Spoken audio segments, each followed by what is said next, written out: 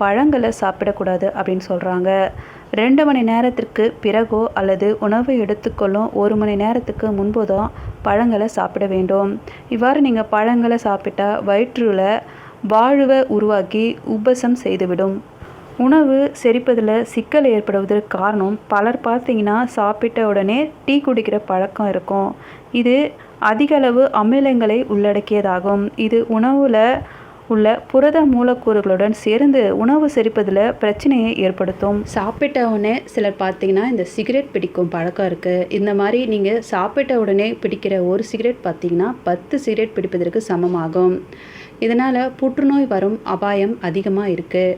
சாப்பிட்ட பிறகு லேசான இறுக்கமான நீங்கள் ஆடைகளை அணிய வேண்டும். ரொம்ப இறுக்கமான பேண்ட்டையோ அல்லது பெல்ட்டையோ நீங்கள் கொஞ்சம் தவிர்ப்பது நல்லது. சாப்பிட்ட உணவு உடனடியாக குடலுக்கு சென்று விழுவதால் சரியானபடி வேலை செய்ய முடியாமல் செரிமான